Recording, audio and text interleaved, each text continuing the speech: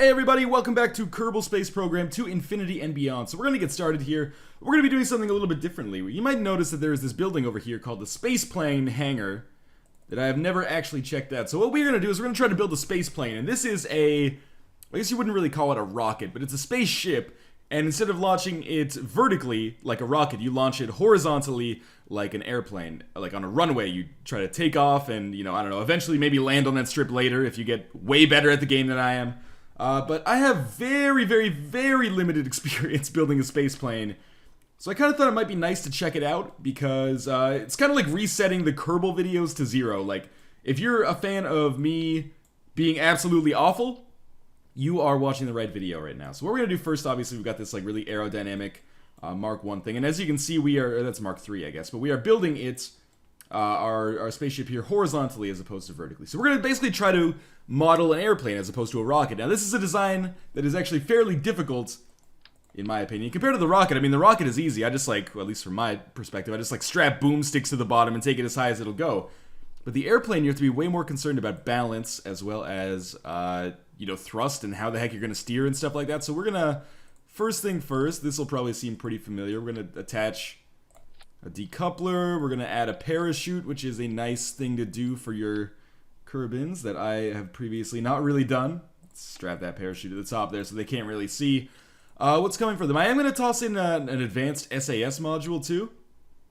I have no idea how much this is going to help me, but in my test flights of my space planes, I have had a lot of crashes, so I'm hoping that this will work me out. So this is basically just like our last final stage here. So what we will do as well, let me think about this. Okay, let's add a structural fuselage. No, that's jet fuel. Let's add a structural fuselage before the SAS module. No, wait. I've botched this miserably. Let's get rid of this. Okay. What was our step here? Okay, structural fuselage here. Decoupler. SAS module. This might be a terrible idea. I don't know. Decoupler. Okay, and then what we are going to do is get some small wings. Maybe structural. Nah, those are too big, I think. Tail fin is not what we want either. Maybe delta wing? No, that's far too big as well. Maybe we can just put winglets on the side of it? That might work. And symmetry is a little bit different for your space plane versus your normal plane. You only have like two-sided symmetry here. So we'll set up some winglets here. I don't like the fact that they look like they're going like so up in the air. I want them to stay level here. How is that? I think that's okay, and the SAS module should be able to control those winglets to help us steer a little bit. I hope. That's my thinking. That might not actually work out like that. But we're just going to build a very, very simple spaceplane design here. We're going to take a structural fuselage, put that here, and maybe a second structural fuselage as well. And then we're going to attach some delta wings to that to try to give us like a little bit of, oh, that's tail fin. Try to give us a little bit of spread.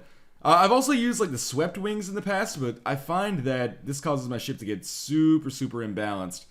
But you could set up like 4 or 5 of these in a row, I guess, and maybe have something stronger. Tie it together with struts, maybe. I don't know. Where's our delta wing? Yeah, this is more along the lines of what I'm looking for. So we'll toss this in here. How does that look? Yeah, it seems pretty level to me. We will also toss on... Wait, I've made a huge mistake here. I'm just realizing.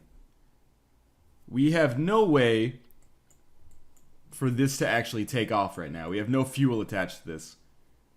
Why don't we just keep things a little bit simpler for now? Instead of structural fuselage, we'll add... I realize I'm going back and forth here.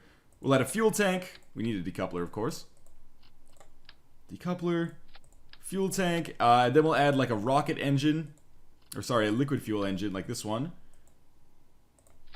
And to that, we will attach our wings, which were, what did we use? We used winglets for that one. Can we do anything better here? I don't think the structural wings are going to work very well for us. Though maybe. They'll work well until that last decoupling anyway. Whatever, let's give it a try. They look reasonably level. That's fine by me. And then you probably imagine the next stage. Decoupler, and then we have our structural fuselages. Or do I want fuel tanks? I'm not sure. But anyway, let's just keep this as it is for now. It'll all make sense in a second, hopefully, if it doesn't right now. We'll attach some delta wings to this using, you know, bilateral symmetry. Those seem reasonably level. I have no SAS on this, and that kind of frightens me. But you guys can see how this more or less sort of works. And I guess we will attach a rocket engine at the back, too. Let's attach a solid fuel booster. That could be fun. Maybe I'll... Oh, you can't use those. Oh, yes, you can. We'll check that out a little bit later. I don't want to do that right now because it's going to be suicidal. And we will add... Well, let's get the symmetry down first. Let's add a tail fin. That's not a tail fin. This is the tail fin. We could make this like super Top Gunny and have like a two forked tail fin here or something like that, but I'm just going to go with a single one. Like that. Aerodynamically, I think this looks alright so far, but how the hell are we going to lift off? That is coming next. Let's add some radial decouplers here. Like, I wonder, I could put them under the jet, but I don't really want to. So put radial decouplers like here-ish. Then we will attach some jet fuel. And this will all be over in like 2 minutes here, and you can actually see me probably miserably fail at getting this piece of crap off the ground. That might burn my wings off. That frightens me a little bit. But yeah, there's like no clearance there. Let's move those a little bit. Like this. Oh, let's get the symmetry back. Still a pain in the ass to place these. I should mention there has been an update for Kerbal Space Program in the past couple of days. I think they're on like version 0.16 right now. But I am still using version 1.05 right now. How about this? Slightly better. Not really in line with each other, but maybe that's okay. We'll attach our turbojet engine to the back. Let's look at the parts description here for a second, just so I'm not making a terrible mistake. Basic jet engine, thrust vectoring, yes, burn rate 0.3. What's the thrust? 100, whereas thrust from turbojet is 150. Okay, let's go with that. It's got a slightly increased burn rate. I've never actually looked at that before. But we'll add circular intake here. Control Z. Hey, it worked. I didn't expect that, actually. We will add a circular intake to our jet engines, because of course jet engines, you know, need air to be as efficient as possible. And I don't know what the hell we're going to attach to the back of our rocket here. Maybe we'll attach a strong liquid fuel engine. This should take the liquid fuel from the first part. I'm hoping. Alright, so this looks okay, I think. As planes go, it looks reasonably aerodynamic. Let's save this as Doomed to Fail Mark 1. Not sure if I used that before, but that's certainly how I feel right now. And we'll launch this bad boy. Oh, okay, I forgot to add any kind of landing stuff, or like, yeah, landing gears, so that instead, now, just sits on the runway. Well, let's try this out anyway. Let's see how it works. So I turned SAS on. I got my thrust up here. Here we go. Alright, so far so good. Oh, what's going on here? I feel bad for those Kerbals, man. Well, they actually lived, so I guess no sweat in that. Let's go through all our phases here. Alright, I'd say that flight was pretty much an unequivocal success. Let's end our flight here, go back to the spaceplane hangar. You do have to attach some landing gear if you want to succeed here. So we'll take small gear bay, and we'll try to put like one of these are hard to place, I find. Try to get one of the, well, let's start at the back maybe. So I want to get like 2 at the back in a way that maintains some balance. Like that maybe is okay. I realize that they're all weird out like that, but that might be alright. And then we'll try to put 1 at the front. Oh, we can turn off symmetry to make that happen. Or maybe we should leave symmetry on. I don't see. I'm trying to like place it in between its legs here. If I had a nickel for every time I said that one, right? I would still be broke. Okay. Does that look all right? Sort of. That looks relatively symmetrical. Maybe like a slight movement this way would be better. That seems much better than the one that I did in testing. Alright, now let's check this out. Clear the runway from the bodies of the deceased. We are about to get started here. Okay, cool. So we have our space plane here. We're going to throttle up. Oh, it looks like it's got a little bit of a gangster lean to it, doesn't it? How am I going to fix that? Well, I guess we'll make SAS on. And then we'll just try for liftoff here. The jet engines will power up. Oh, this is not good. This is not good! But the Kerbals lived, so it's okay. So we have some kind of weird, like, balancing issue at some point with our space plane. Like, it's off balance. It looks like it has a lean to it.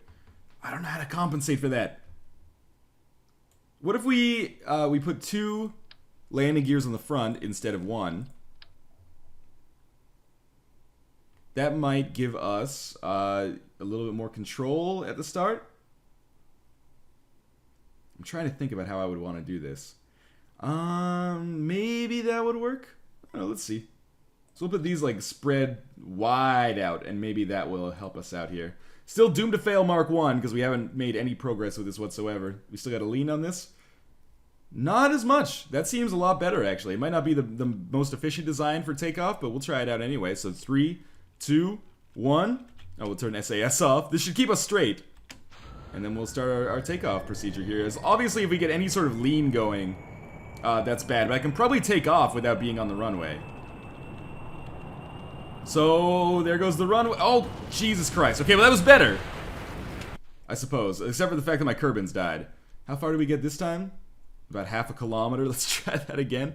What is causing that steering issue? Maybe I just need to tack an SAS module onto this bad boy somewhere. How about, like, right here? We will add an SAS module. Why not an advanced one? Just for kicks.